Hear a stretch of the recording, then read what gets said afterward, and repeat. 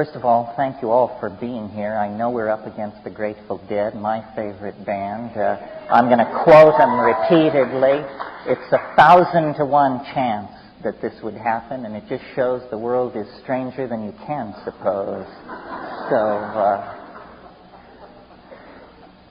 the name of this talk is Unfolding the Stone, and I wanted to talk about this. It's a departure for me because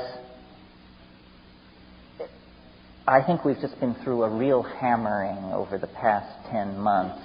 I mean, if you've still got your optimism intact, and believe me, I do, you've been through the fire. This has not been an easy 10 months for the people of this planet or the planet itself.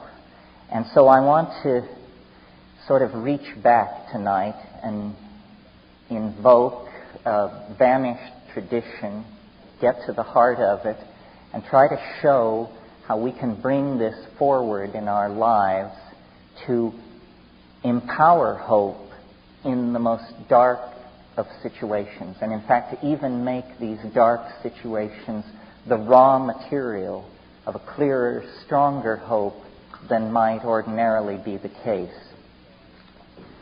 A few days ago I was talking to a friend of mine, and he wanted to tell me the story of sitting in the presence of a 104-year-old Vietnamese monk.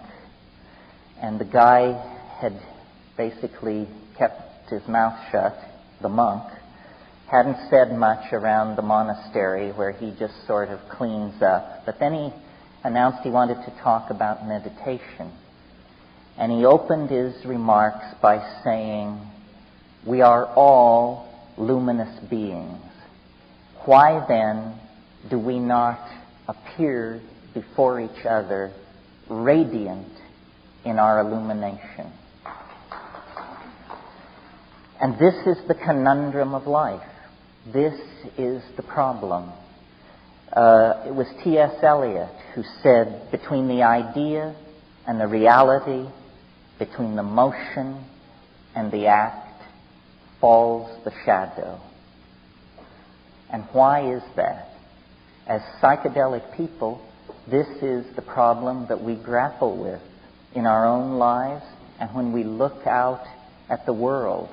You've heard me say many times, we have the vision, we have the money, we have the technology, but why can we not then appear before each other as radiantly luminous beings?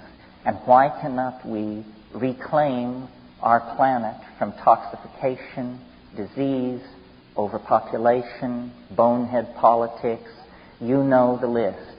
What's the hang-up here? What is the problem? Why is perfection so distant? Well, what I've learned from life and vegetables and travel and books can be summed up in 2 Greek words. It's the central message of the philosopher Heraclitus. And he was always my favorite philosopher, but whenever I would read about him, he was called the crying philosopher.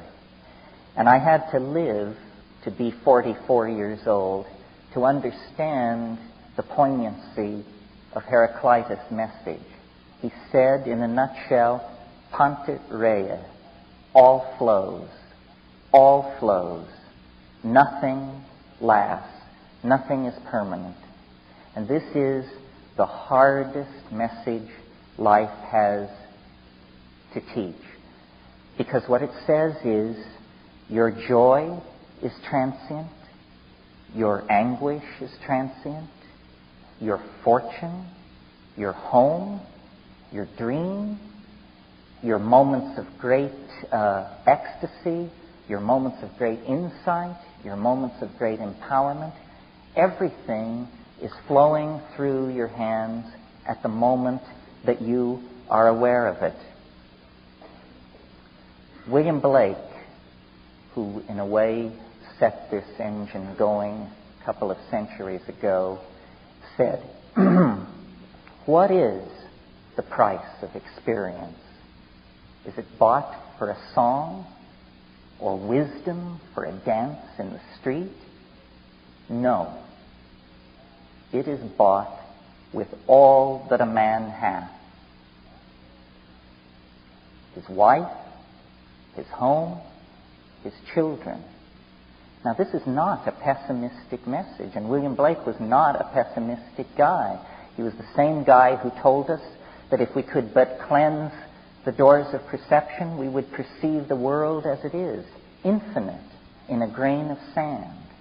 How can we take this poignancy, this sense of impermanence, and weld it into something which is paradoxically indestructible and has meaning in our lives and gives us not only the strength to carry on, but the power to be exemplars, the power to stand up before other people and let them then feel the power of vision in the paradox of permanence in the face of the need for indestructibility.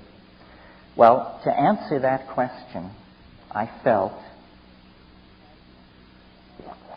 that we had to leave the narrow confines of 20th century thinking, and we had to reach back into the byways of human thought that have been, by most of us, somewhat passed over and forgotten, because after all, modern life makes great demands on us. It's enough to just keep your checkbook balanced and your insurance paid. We can't all spend our time delving in the libraries of the Noetic and Gnostic and Hermetic and magical traditions. But I thought it was worthwhile to talk to you about this tonight because we have been through such a difficult 10 months. And it was also Heraclitus, the all flows guy, who said, all is war, all is war. And what he meant was everything occurs in the presence of its opposite, and out of that there is generated the friction, the heat, and the light that all comes together in an indissoluble package as part of life. So what I want to talk to you about tonight, and how it relates to unfolding the stone, is the notion of alchemy, of all things. Alchemy, as I'm sure many of you know, is really the secret tradition of the redemption of spirit from matter. But many of you may imagine that alchemy is simply a discredited pre-scientific obsession of unbalanced minds interested in changing base metals into gold, lead into the stuff of commerce. This is the benighted reputation that alchemy has acquired in a century so given over to the literal and the material and the non-spiritual that it's lost all touch with the adumbrations of meaning that vibrate behind the perceptions of the alchemists. The central conception of alchemy is the conception of the philosopher's stone. What is it? It's the universal panacea at the end of time. It's the chocolate cake that your mother made once a week when you were a child. The panis supersubstantialis. It's all things to all men and all women. If you are hungry, you eat it. If you're dirty, you shower under it. If you need to go somewhere, you sit on it and you fly there. If you have a question, it answers it.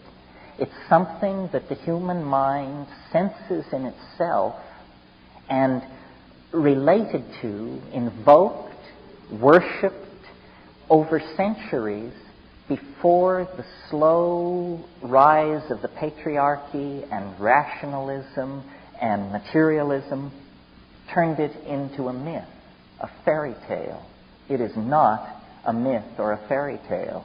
It is the burning primary reality that lies behind the dross of appearances.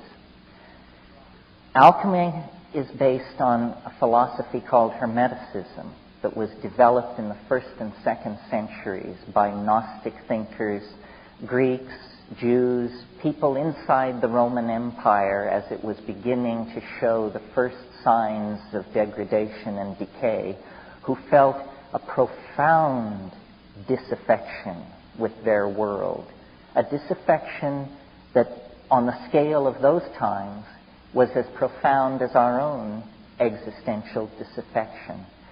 And the Hermetic philosophers drew back from the rise of Christianity with its doctrine of the fall of man and original sin and the stain of Adam and Eve and that whole thing, and took a different tack and made 2 points which I think we need to recover and live out for ourselves. And the first point was that man, which means men and women, human beings, are divine beings, not lower than the angels, higher than the angels. The message of the alchemical and Hermetic thinkers, and the Corpus Hermeticum actually uses the phrase, man is God's brother. We have no idea what it would mean in our own lives if we could throw off the notion of ourselves as fallen beings. We are not fallen beings. When you take into your life the gnosis of the light-filled vegetables, the psychedelic plants that have stabilized the sane societies of this world for millennia, the first message that comes to you is you are a divine being. You matter. You count. You come from realms of unimaginable power and light, and you will return to those realms. The second point that these philosophers wanted to make was that fate can be overcome. Fate can be overcome. Now, for the Greco-Hellenic world, what that meant was the starry engines of the machinery of fate that they saw strewn across the night sky, because they were intensely aware of the power of the zodiac, the stellar shells inhabited by demons that extended out to the unimaginable imperium of the All-Father that was beyond fate. And into that world of astrological fatedness, which is such a strong idea for the Greek mind, the Hermeticists announced fate can be overcome. And they had a novel answer for how this could be done. It can be done through magic, a word not often enough heard in the present world. The overcoming of fate is achieved through magic. And then the stellar machinery becomes not an invasive force into one's life, but an empowering force. Now, some of us may believe in astrology and some of us may not. We are all strongly influenced by the notion of fate, of our powerlessness in an existential world. Jean-Paul Sartre said nature is mute. And we, embedded in the media-dense, message-dense, programming-dense matrix of these hyper-societies that we have created, often feel, I think, like hapless atoms, running endlessly according to the blueprints and programs of unseen masters, whether it's the banking industry, Madison Avenue, whoever. We tend to disempower ourselves. We tend to believe that we don't matter. And in the act of taking that idea to ourselves, we give everything away to somebody else, to something else. So the rebirth of a sense of the stone and its possibility within each of us entails these two ideas, our divinity and our power to overcome fate. There is no inevitability in our lives unless we submit to the idea of inevitability and then give ourselves over to it. Okay. I wish there were more jokes, but it's just been such a tough go. It's been a tough go, I have to tell you. Where can we look in the world to see some confirmation of what I'm saying? How can we draw it down from being, an airy-fairy rap of a bardic Irishman? Well, I think that the place to look is history. Now, if you go to the academies, to those ivory towers that Tim was talking about, and ask what is history, they will tell you that it's a random walk, an endlessly pointless fluctuation. Empires rise and fall, migrations of people come and go, that it is essentially meaningless. I don't believe this. I don't even think there's strong evidence for it. Because what I perceive when I look at the world, not only the world of history, but the world of nature, out of which history has emerged, I see novelty, something wonderful, maddening, paradoxical, and ever increasing, ever more conserved. Every iota of novelty that comes into existence is somehow saved and passed on. That's why when we walk or drive down Melrose, we see Egyptian fashion motifs, we see fashion statements drawn from the 14th century, the 2nd century, Assyria, Egypt, Angkor Wat. All of the novelty of history coalesces in the living moment. It's always been that way. Every society in the moment of its existence has lived as a resonance, a completion, and a distillation, good alchemical word, a distillation of what has preceded before. And so the alchemical idea that spirit can be redeemed from matter begins to get teeth when you connect the idea of spirit up to the idea of novelty, which has not ordinarily been done. But, novelty is the life of the party, and the life of the party is to be high-spirited. And this is what we need to focus on as the thread in the dark labyrinth of the prison of the material world that can lead us back to the light.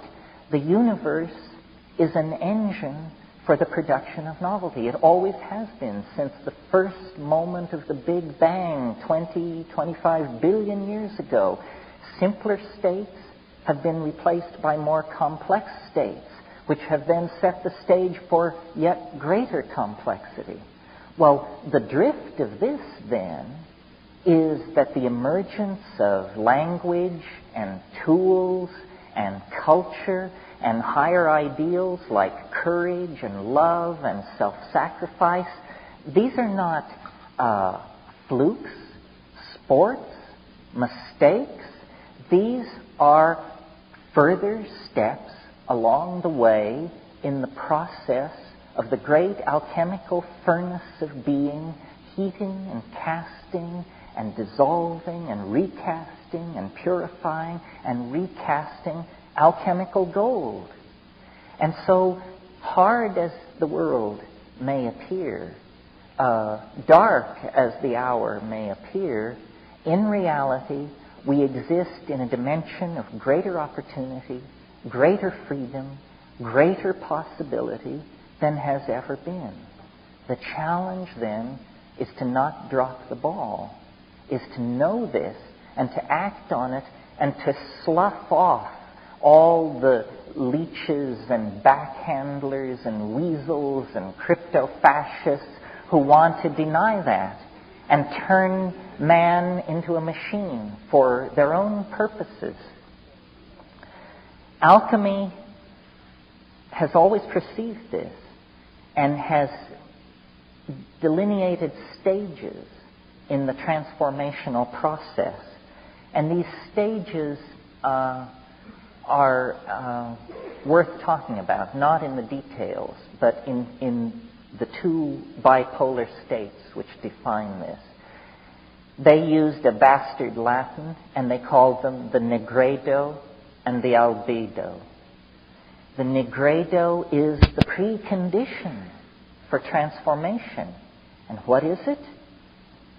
It's shit. It's detritus. It's flotsam. It's debris. It's being HIV positive. It's being deep into your fourth marriage and sinking fast. It's bankruptcy. It's, serum hepatitis. It's the inevitable dark night of the soul that comes upon us. And these dark nights of the soul come upon all of us. Nobody gets through this world without a little dung raining down on them, believe me. I mean, you may evade it for decades, but then there'll be a knock on the door. It's said that the millstones of fate grind slowly, but they grind exceedingly fine. So what do we do with that? Well, the answer is we welcome it. This is what the alchemists awaited. The nigredo, the prima materia, the dark matter, the chaos that is the precondition then for redemption. And God knows we've got lots of chaos right now. I mean, we have war, famine, revolution, millions of homeless people on the move. The nation state is dissolving. The relief agencies of the world can't keep up. The various secret societies, mafias, and cabals that have always tried to tie us into chains, they're all working overtime. We are in the nigredo condition. Hallelujah. This means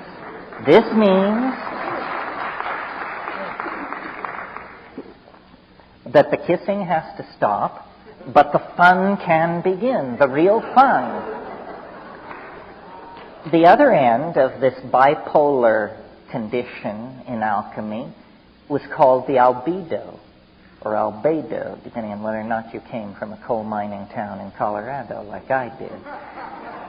The albedo, the whitening. And that means that out of the chaos can come a new beginning, a new reality, a new hope. And then the process is one of, you see these alchemists existed in a philosophically more naive, we quote, more naive world than we do.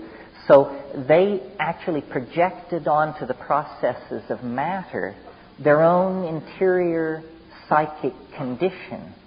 So they did work with matter and fire and furnaces and retorts. And what they would do is they would take the primal materia, lead or excrement or something else, and then they would heat it and turn it to ash, and then calcinate the ash or pour solvents through the ash and get an extract, and then heat that and sublimate it.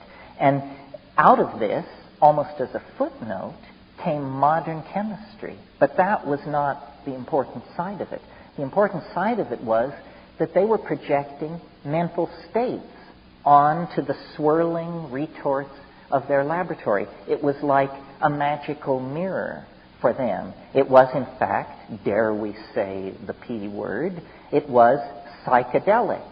What psychedelic means is getting your mind out in front of you by whatever means necessary so that you can relate to it as a thing in the world and then work upon it. So from the nigredo to the albedo, there were a series of these stages. Now, I said a few minutes ago that magic was the key. And by magic, I mean the reclaiming and the reconstruction of language to a sufficient degree that it becomes at first possible, then probable, then inevitable to each one of us that miracles can happen. Miracles can happen. The Grateful Dead have a song, "We need a miracle every day." We do need a miracle every day. Well, is that too tall an order? I don't think so. I don't think so. Years ago, one of these talking vegetables said to me,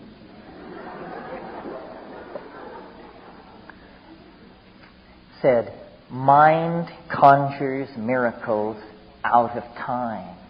Out of time. Time is the prima materia on which the alchemical process works. The alchemists, again in their naive way, believed that precious metals, diamonds, gold, sapphires, actually grew in the earth. Because for this alchemical point of view, everything was alive. And my friend Rupert Sheldrake is leading the charge to create a new birth of that perception inside science. The idea that nature, all of nature, is alive. Not simply organic cellular nature, but that the earth itself is a living being. So mind conjures miracles out of time. And the proof that this can be done, and it's an incontrovertible proof, and I defy any naysayer or bring down to overcome it, is ourselves. We are the proof that mind can conjure miracles out of time. If it weren't for us, there would just be birds and foxes and coral reefs and glaciers, but nature was not content with that level of novelty. 1,000,000 years ago, 100,000 years ago, nature grew discontented and said, let's raise the ante. Let's go to higher stakes poker in this planetary game. Let the monkeys speak. Let them build fires. Let them elaborate tools.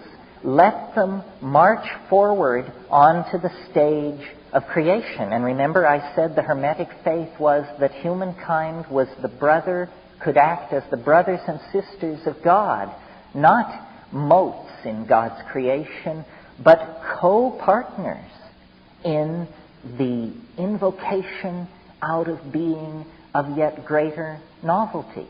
Why?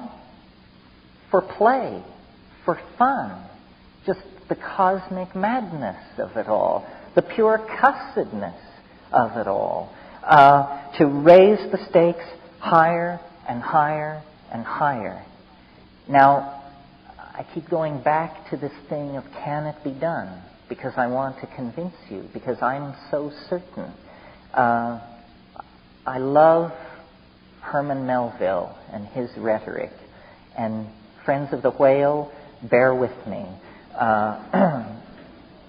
For Herman Melville, the whale was not the endangered creature it is today. It was the dark cosmic god of Christianity that haunts us and tries to pull us down. And there's a wonderful speech in Moby Dick where Starbuck, the first mate, you remember, wimpy little Starbuck, he stood for Christian right reason. And he says to Captain Ahab, "To seek revenge on a dumb brute seems blasphemy." And Ahab says, "Blasphemy, Starbuck? Speak not to me of blasphemy. I would strike out the sun if it insulted me. For could it do that, then could I do the other. For there is ever a sort of fair play." And that's the point of that rap. There is a sort of fair play. You've been told from the cradle that the deck was stacked against you. Fall of man, original sin, so forth and so on. It's bullshit. It's absolute bullshit. There is a sort of fair play. And if you can get in touch with that in your life, when Muhammad wouldn't come to the mountain came to Muhammad. That's fair play. And if you can have that perception, the world will begin to work for you. It will begin to move toward you as the mountain moved toward Mohammed. The mushroom said to me once, nature loves courage. Nature loves courage. And I said, what's the payoff on that? And it said, it shows you that it loves courage because it will remove obstacles. You make the commitment, and nature will respond to that commitment by removing impossible obstacles. Dream the impossible dream, and the world will not grind you under. It will lift you up. This is the trick. This is what all these teachers and philosophers who really counted, who really touched the alchemical gold, this is what they understood. This is the shamanic dance in the waterfall. This is how magic is done. It's done by hurling yourself into the abyss and discovering that it's a feather bed. And there's no other way to do it. This is why I have always taken the position that as modern people, we can't go out and set armies marching or launch religions, and who would want to anyhow. But to the people who say adventure has fled, it's all humdrum, I just know, that they have forgotten the 5 grams of psilocybin sitting in their refrigerator. I mean, Magellan may have had excitement rounding the Horn, but you in your living room later tonight can put him in the shade if you have the courage to do the things that are necessary to do. And we know what they are. And of course, the first thing to do is to tell society to fuck off, because they don't know what's going on.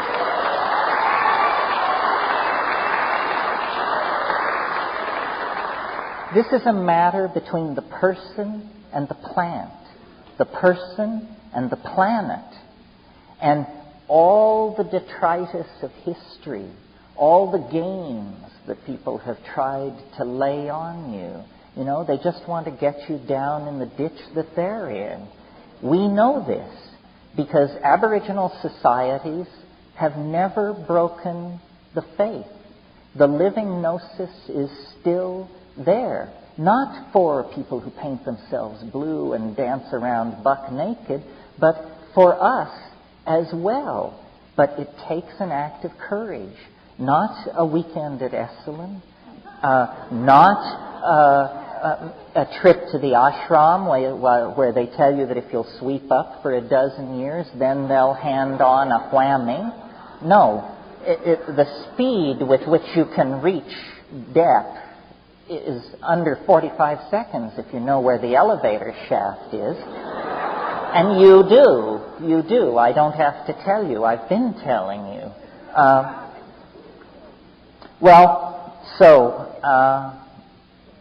There's one more alchemical metaphor or stage that I want to mention here,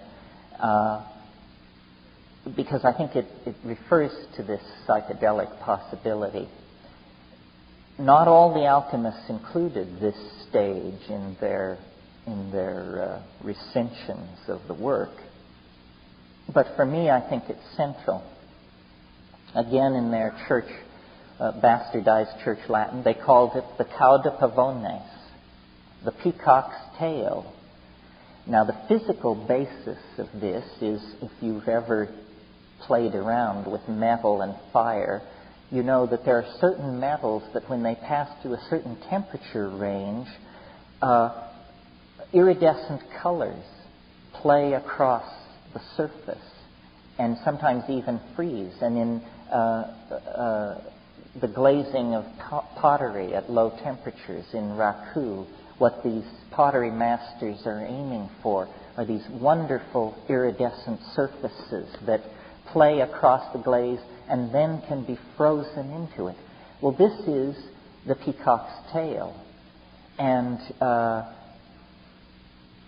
in alchemy, this was thought to precede the final whitening, the passage into the pure, the goal, really. And rather than see the present world as exclusively a vale of tears and a black prison, and none of these metaphors are mutually exclusive. You see, the great strength of alchemical thinking and the way in which it is completely antithetical to science, and in fact why science has so much contempt for it, is because the alchemists had the wisdom to see that everything occurs in the presence of its opposite. That it's not either or, it's both and. They call this the coincidentia oppositorum, the coincidence of opposites, the union of opposites. This is a great truth, because I think all of us live under the rubrics of, am I good? Am I bad? Am I lazy? Am I obsessed? And the answer is that it is never one or the other. It does a tremendous injustice to being to ignore the union of opposites. Now, science, in order to do its work, which is essentially a technological work, not a deep philosophical work, it's a minor art, science. That's all it is. It's a minor art. It's the art of the physically possible. But it has presumed to be the arbiter of all thought, all feeling, all worth. My God, the hubris of René Descartes to divide the world into the primary and secondary qualities. And what are the primary qualities? Motion, mass, spin, momentum. And what are the secondary qualities?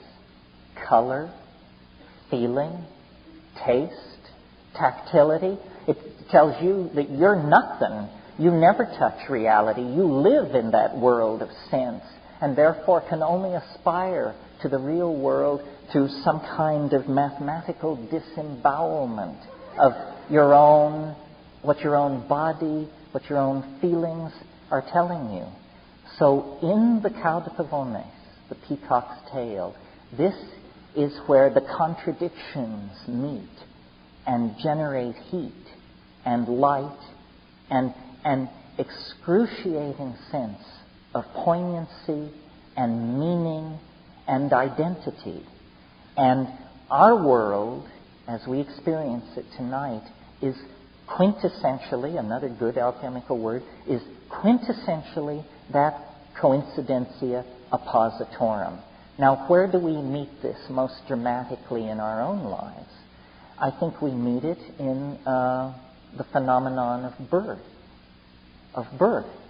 If you had just parked your flying saucer in the bushes and came from a world where sexuality was unknown and people were grown in vats or something, and you came upon a woman in the act of giving birth, it would appear to be a catastrophe in progress, a tragedy at the limit of tragedy. Blood is being shed, anguish is on the surface, real agony pervades the situation. And yet, nature in her wisdom has bound pain and ecstasy, death and completion, regeneration and dissolution into that experience in such an indissoluble fashion that no woman can miss the point. No woman can miss the point.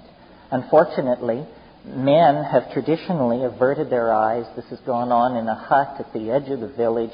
Nobody wanted to be there. Maybe the shaman would be there, but he was loaded in order to be there. And the mystery of mysteries goes on outside the sight of men.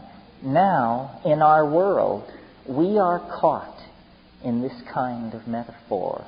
A cosmic birth, a birth of planetary scale is underway.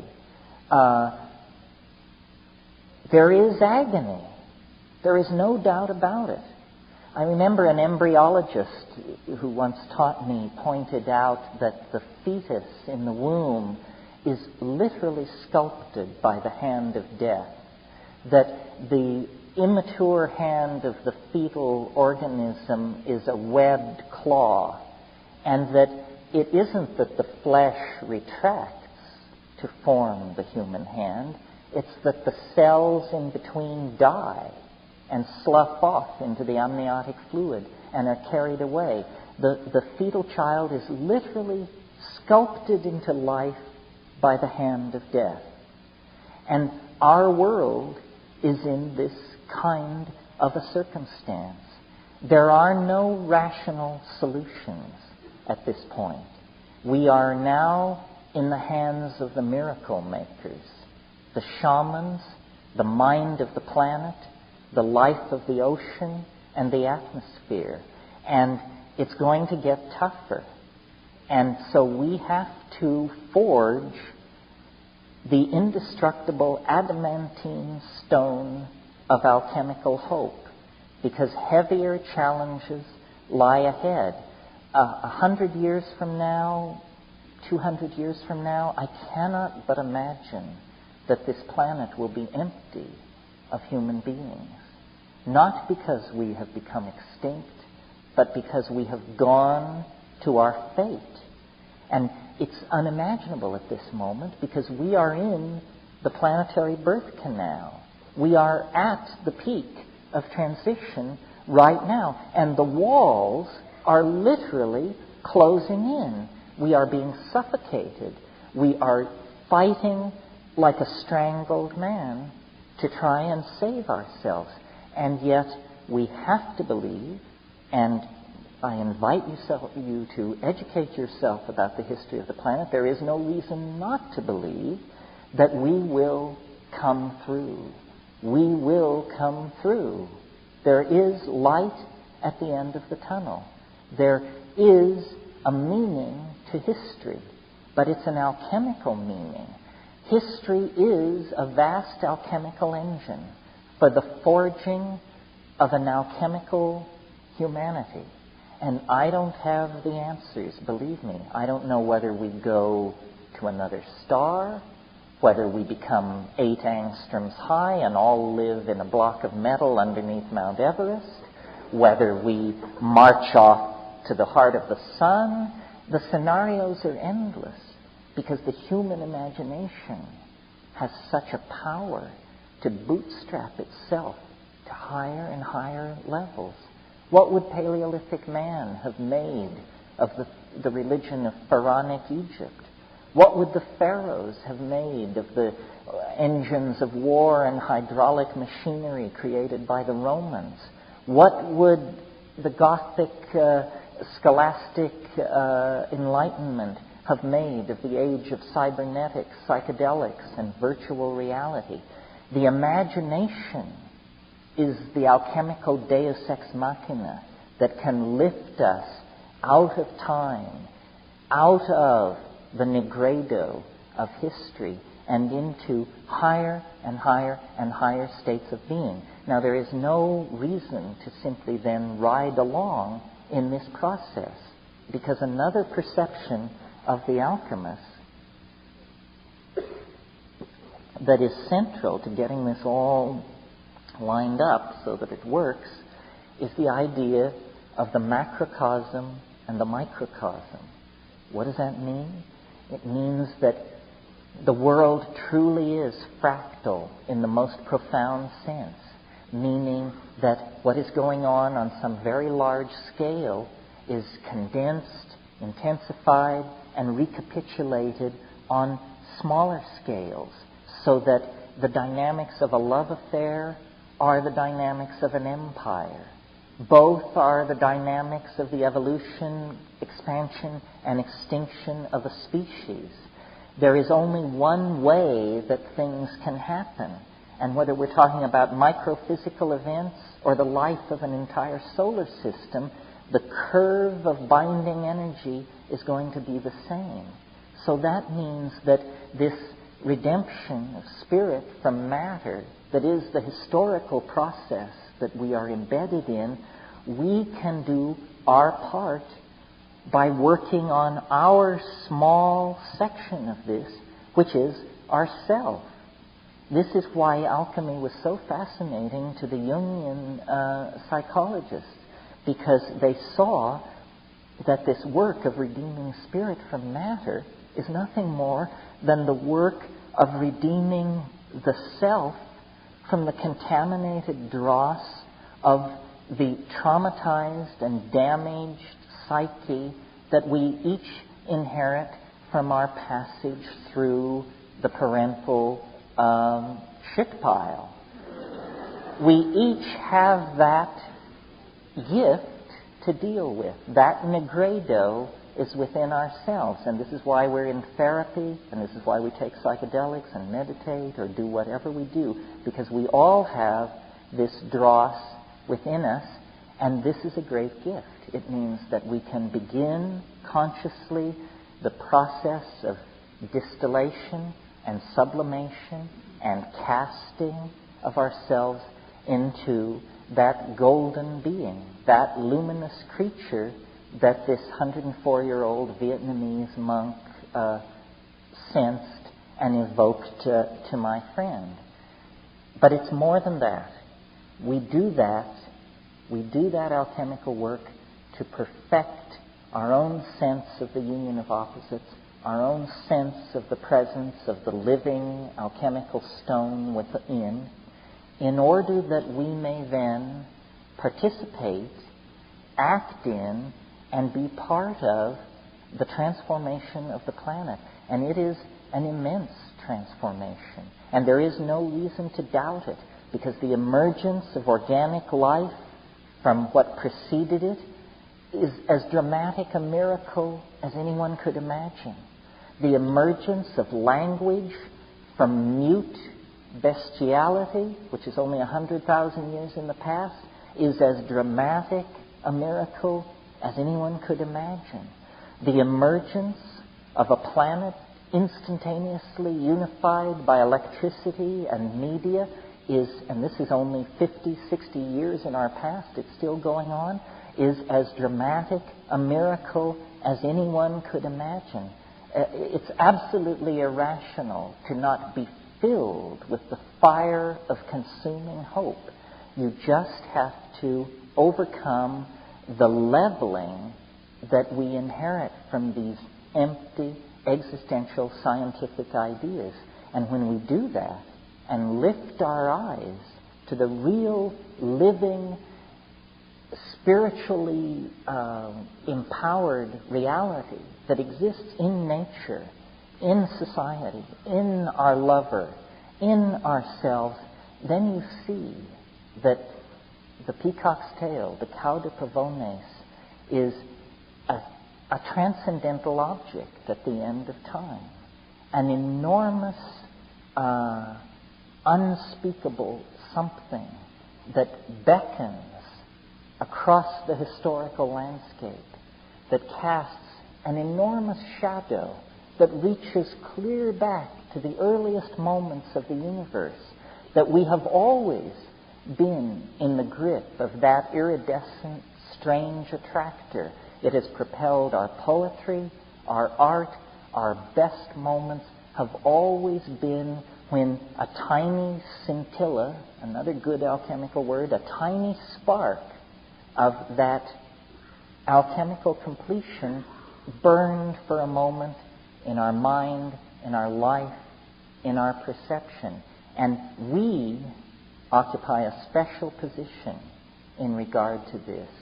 Millions, thousands of generations of human beings have come and gone and could only glimpse this in the ecstasy of eroticism and psychedelic empowerment and ritual magic. But we are the last people. Beyond us lies the mystery. If we have but the courage to move forward into that abyss, to believe that nature will reward the dreamer, then we can complete that wonderful Irish toast which says, May you be alive at the end of the world. Because it's that close. It cannot wander much longer. All of the preconditions have been met, and the peacock's tail grows daily whiter and more radiant and more brilliant as we sense now, breaking into our dreams, breaking into our waking lives, the presence of this attractor. It has always given people meaning, but we are the privileged inheritors of that meaning, and we have then the privilege of putting it all together in one piece and standing ready at the end of history to go into the mystery and be completed.